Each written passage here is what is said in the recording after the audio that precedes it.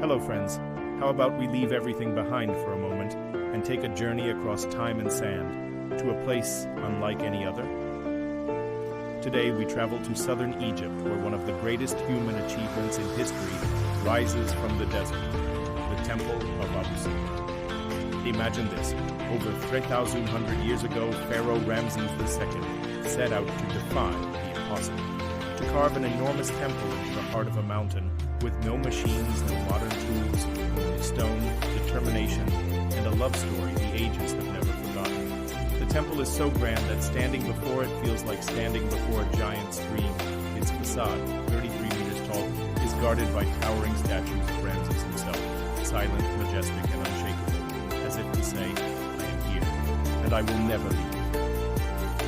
But the real magic of Abu Simbel isn't just on the outside, it lives inside, where the miracle begins. Step through the entrance and you'll find a long hall lined with colossal columns, beautifully carved with scenes from Ramses' victories and daily life. It feels like you're walking through time, with light slowly sneaking in to cast golden shadows over stories frozen in stone. And at the deepest point of the temple lies the inner sanctuary, where pure architectural genius reveals itself.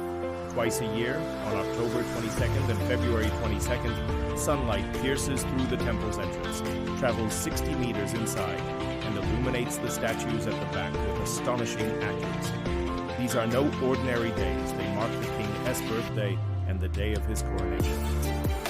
How did the ancient Egyptians calculate this cosmic alignment without modern astronomy? No one knows exactly. But it remains one of the most impressive mysteries in the history of architecture. Yet beyond the engineering brilliance lies a story more beautiful than stone and more enduring than time. Right beside this temple to the left stands another, smaller in size but no less powerful, the temple of Queen Nefertari. Ramses' wife, his beloved, his muse. Ramses wasn't just a ruler, he was a lover.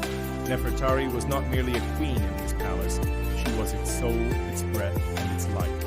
And when Ramses wanted to honor her, he didn't write a poem. He didn't sing a song. He carved her name into the mountain itself, as if to say, as this stone is fixed within the mountain, so is your love fixed in my heart. In one of the inscriptions, Ramses speaks of her with words that can melt mountains. She for whom the sun rises. She, the mistress of all women, whose beauty surpasses all description. No one shall speak my name without hers beside it. Even today, archaeologists stand in awe of Abu Simbel. Dr. Zahi Hawass once said, "This is not just a masterpiece of architecture. It is a love letter carved in stone." German Egyptologist Ludwig Borchardt described it as a monumental symphony in sandstone, and in the 1960s, when the temple was threatened by the rising waters of the Aswan High Dam, the world united to save it. Block by block, it was relocated to higher ground, a complex engineering feat, but one that preserved every inch of its soul. So when you visit Abu Simbel today, don't just look at the stone. Listen between the lines. You'll hear Ramses whispering in the wind, "These are the temples of love, and she is my queen." Enjoy.